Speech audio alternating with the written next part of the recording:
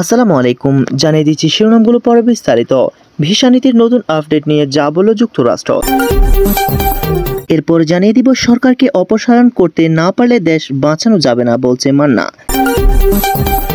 এদিকে ওবায়দুল কাদের বলেন ডোনাল্ড লু আসছেন শুনে বিএনপি ক্ষমতার স্বপ্নে বিভোর। এদিকে মার্কিন নিষেধাজ্ঞায় 37 চীনা কোম্পানি। দেশের নতুন আরও একটি রাজনৈতিক দলের আত্মপ্রকাশ। সবশেষে জানিয়ে দিব CNN-কে 3 ইসরায়েলি বলেন ফিলিস্তিনি বন্দীদের চোখ বেঁধে বাধ্য করা হয় ডাইপার পরতে। এতক্ষণ শুনছিলেন সংবাদ শিরোনাম, এবার বিস্তারিত। সংবাদ শোনার পাশাপাশি একটি লাইক করে দিন এবং আপনার মতামত জানাতে একদমই ভুলবেন না। ভিসা নীতির নতুন আপডেট নিয়ে যা বলল যুক্তরাষ্ট্র।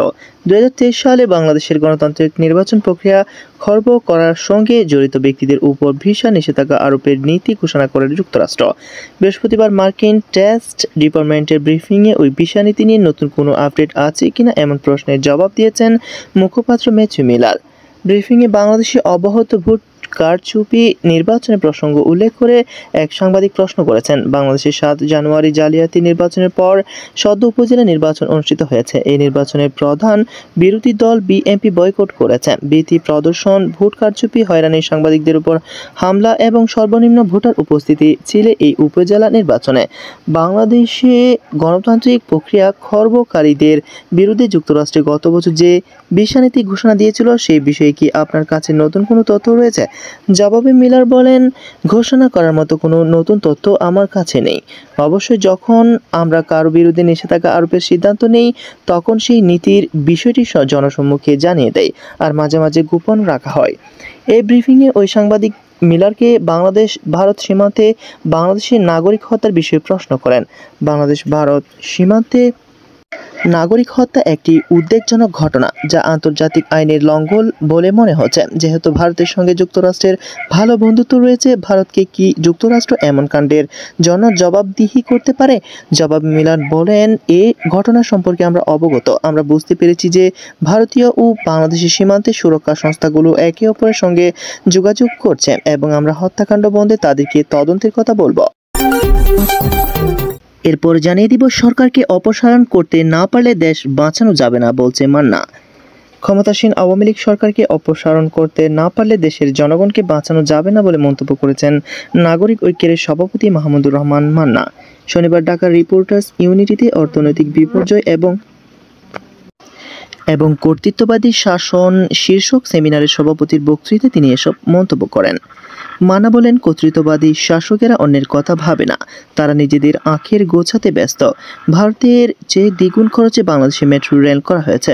ব্যয় নির্মাণ বাড়ানোর নামে জনগণের অর্থ লুটপাট করা হচ্ছে। কর্তৃত্ববাদী সরকারকে হটাতে সবাইকে ঐক্যবদ্ধভাবে আন্দোলন করতে হবে। প্রধানমন্ত্রীর উদ্দেশ্যে তিনি বলেন, প্রধানমন্ত্রী নাকি তার বিকল্প খুঁজে পাচ্ছে না। আমি বলি, আপনি অবৈধভাবে দখল করা ক্ষমতা ছেড়ে দেন। দেশের জনগণ নির্ধারণ করবে কে দেশ চালাবে। দেশের অর্থনীতি পুরোপুরি ধ্বংস করেছে এই সরকার। ব্যাংক ধ্বংস, বিদেশি ঋণ $100 মিলিয়ন ছাড়িয়েছে। জ্বালানি খাতে বকেয়া 44,000 কোটি টাকা ছাড়িয়েছে। রিজার্ভ এখন $14 মিলিয়ন নেমেছে। উল্লেখ করে গণতন্ত্র মঞ্চের এই শীর্ষ নেতা বলেন, $4 বিলিয়ন দিতে হবে জ্বালানি খাতে। আগামী 6 মাসে বিদেশি ঋণের সুদের কিস্তিতে দিতে হবে $200 কোটি। 6 মাস পর এই দেশের অর্থনীতি কোথায় দিয়ে দাঁড়াবে? সেমিনারে আরও বক্তব্য দেন মানবাধিকার কর্মী নূর খান লিটন, অধ্যাপক আসিফ নজরুল, নাগরিক ঐক্যের প্রেসিডিয়াম সদস্য মুমিনুল ইসলাম। নাগরিক ঐক্যের সাধারণ সম্পাদক শহীদুল্লাহ কায়সারের সঞ্চালনায় সেমিনারের মূল প্রবন্ধ উপস্থাপন করেন নাগরিক ঐক্যের সাংগঠনিক সম্পাদক সাকিব আনোয়ার। বক্তারা বলেন, নির্মাণ কাজে ব্যয় বৃদ্ধির নামে রাষ্ট্রের কিছু গোষ্ঠী জনগণের অর্থ লুটপাট চালিয়ে যাচ্ছে। কর্তৃত্ববাদী শাসন নিরাপদ রাখতে দেশের ভয়ার্থ পরিবেশ সৃষ্টি করা হয়। দেশের সংঘবদ্ধ গোষ্ঠী জনগণের অর্থ লুটপাট করছে। এসব অন্যায়ের বিরুদ্ধে সংগ্রামের বিকল্প নেই।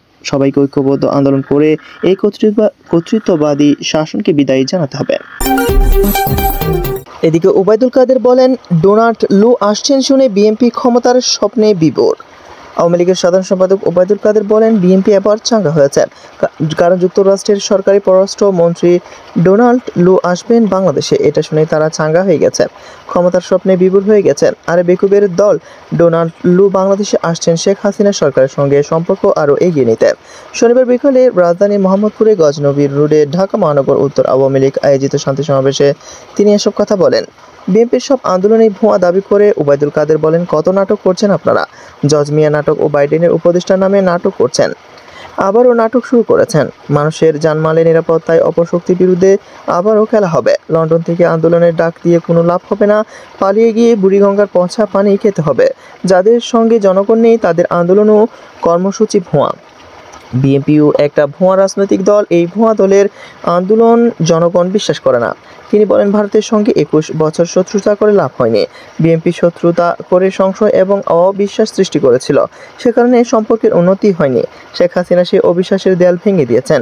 ভারত আমাদের বন্ধু, আমরা কারো দাসত্ব করি না। আমাদের শক্তির উৎস এদেশের মানুষ ও জনগণ। ভারতের কাছে আমরা বন্ধুত্ব চাই, কারণ এটা আমাদের স্বার্থেরই দরকার। শত্রুতা করে আমাদের ক্ষতি হয়েছে 21 বছর, আমরা সে অবস্থায় ফিরে যেতে চাই না। আওয়ামী লীগ সাধারণ সম্পাদক বলেন, খালেদা জিয়া ভারতে গিয়ে গঙ্গার পানি কথা ভুলে গিয়েছিলেন। সেই গঙ্গার পানির চুক্তি কে করেছেন? শেখ হাসিনা করেছেন।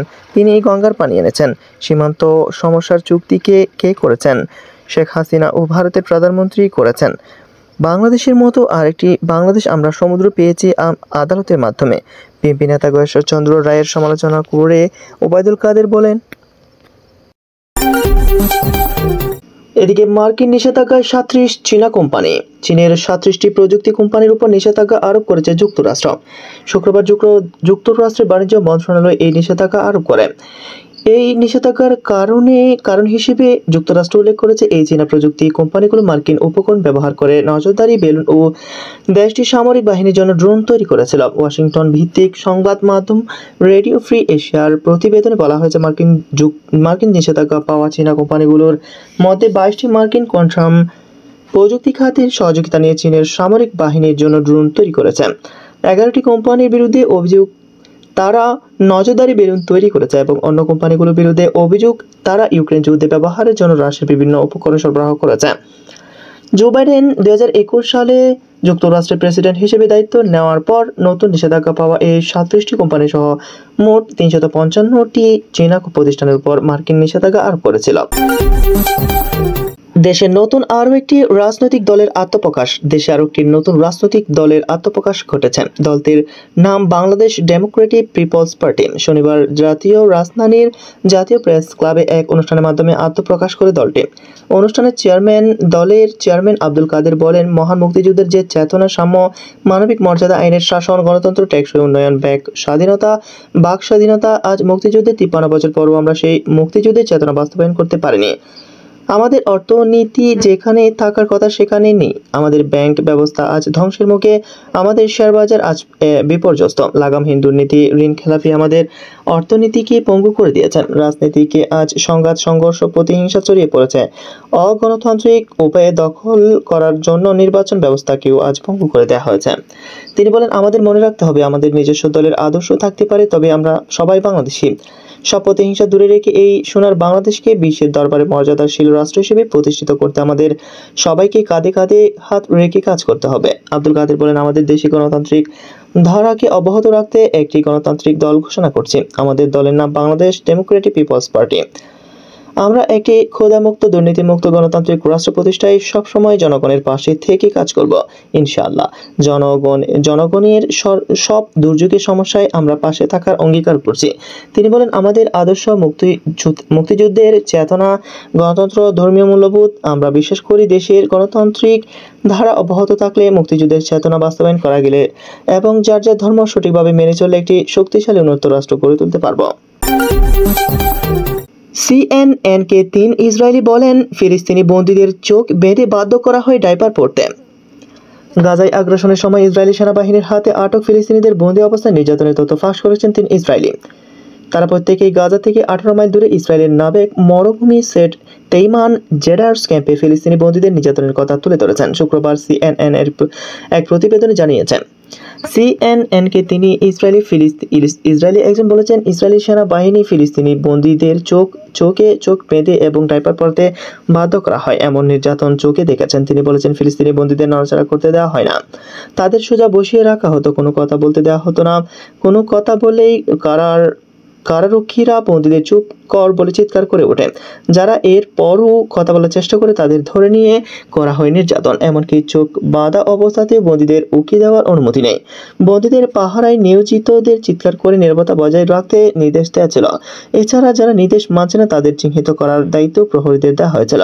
তারা ওই বন্দিশালার এমন একটি চিত্র তুলে ধরেছেন যেখানে মাঝে মাঝে অনবরত হাত করা থাকার জখম বন্দীদের হাত অনেক সময় বিচ্ছিন্ন করে ফেলা হতো। আর এই কাজটি করত অধ্যক্ষ টেকনিশিয়ানরা। 3 ইসরায়েলি জানিয়েছেন স্যাট তেইমান ডেজার্ট ক্যাম্প বন্দি শিবিরটি গাজা থেকে 18 মাইল দূরে অবস্থিত। এটি 2 অংশে বিভক্ত।